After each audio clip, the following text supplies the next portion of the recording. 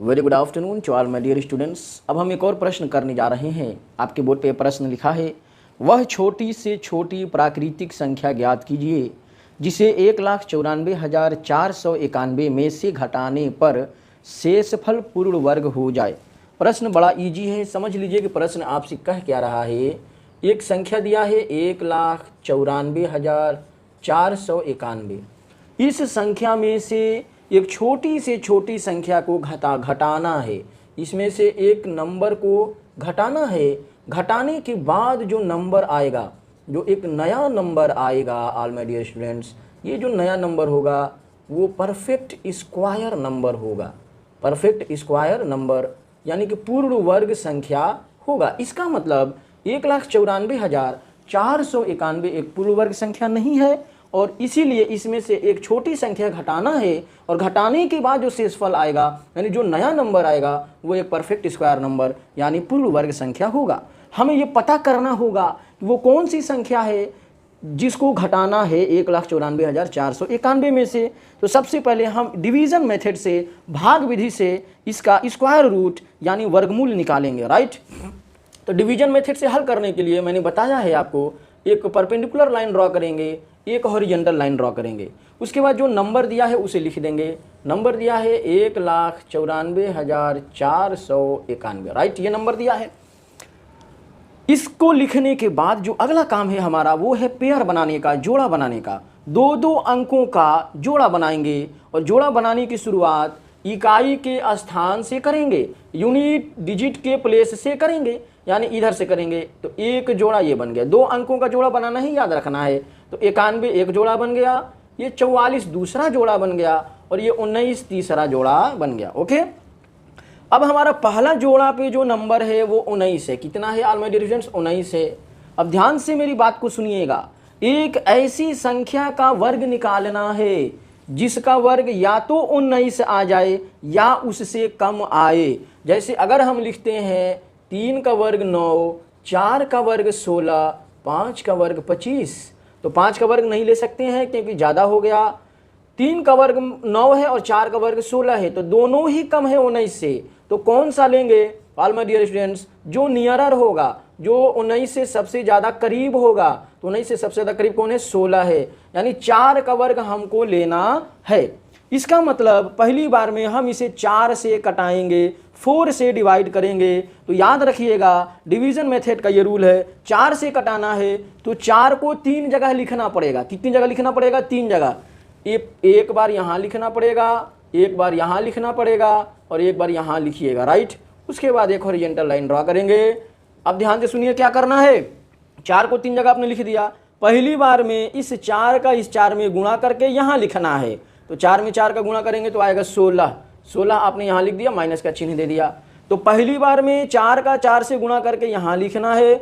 दूसरी बार में 4 को 4 से जोड़ना है, और जोड़ने के बाद यहाँ इसके नीचे लिखना है। तो 4 में 4 जोड़िएगा तो क्या हो जाएगा? 8 हो जाएगा। इतनी बात क्लियर हुई? चलिए अब घटाते हैं। 9 में से 6 हो जाएगा 3, 1 से 1 खत्म हो गया।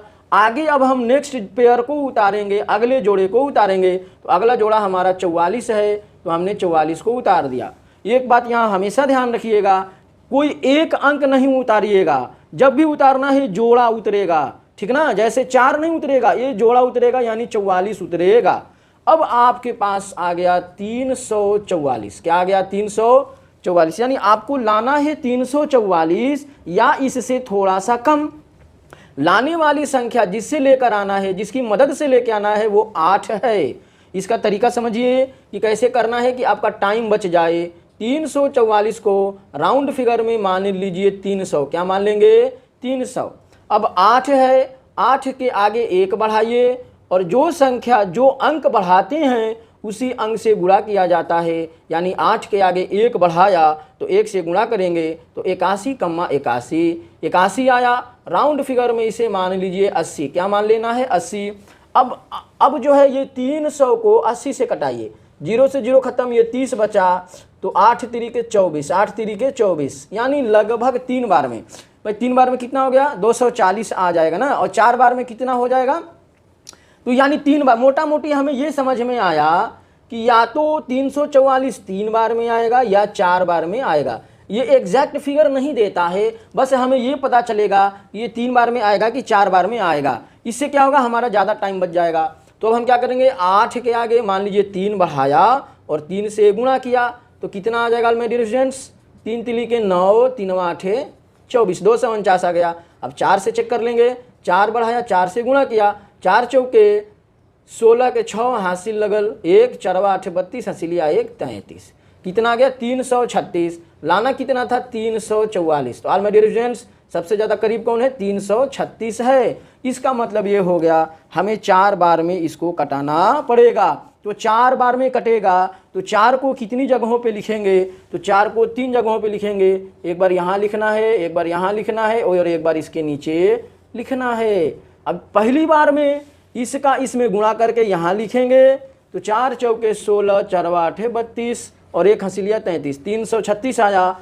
दूसरी बार में इसको इसमें जोड़ के नीचे लिखेंगे तो 4 और 4 हो गया 8 और ये हो गया 8, यानी नीचे 88 हो गया और यहाँ पे हो गया 336। अब घटा देंगे, 4 में से 6 नहीं जाएगा तो इससे 1 हासिल ले लेगा, 14 में से 6 जाएगा, कितना बचेगा 14 में से 6 जाएगा तो 8 बचेगा, कितना बचेगा 8। ये 3 हो गया, 3 से 3 खत्म, ये खत्म।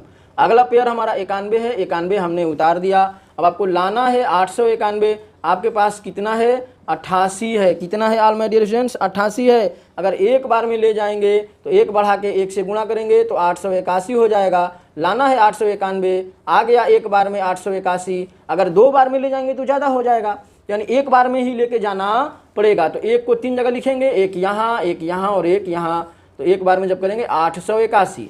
अब इसके बाद जोड़ के नीचे नहीं लिखेंगे, क्यों, क्योंकि आगे उतारने के लिए अब आगे कोई पेयर नहीं बचा है, आगे कोई जोड़ा नहीं बचा है, ये तो अंतिम वाला जोड़ा था, तो इसीलिए इसको जोड़ के नीचे लिखना नहीं है। घटा दीजिए, 1 में से 1 गया 0, 9 में से 8 गया 1, यानी शेष हमारा कितना बचा, शेष हमारा कितना बचा 10। इसका मतलब आप समझते हैं, इसका मतलब ये हो गया कि 441 का जो वर्ग होगा उस वर्ग से ये जो संख्या है 1,94,491 ज़्यादा है, कितना है ज़्यादा है, यानी 441 के वर्ग से 1,94,491 10 ज़्यादा है। अगर इसी 10 को इसमें से घटा देंगे तो वो संख्या आ जाएगा। इसीलिए हम कह सकते हैं कि 1,94,491 में से 10 को घटाना पड़ेगा। तो लिख सकते हैं वह छोटी से छोटी संख्या 10 है जिसे 1,94,491 में से घटाने पर शेषफल पूर्ण वर्ग होगा। शेषफल क्या होगा, पूर्ण वर्ग होगा। अब घटा के देख लीजिए, 1,94,491 माइनस 10 आ जाएगा 1,94,481। ऑल माय डियर स्टूडेंट्स 441 का वर्ग आप निकालिए, इतना ही आएगा, 1,94,481 ही आएगा। Are you getting my point?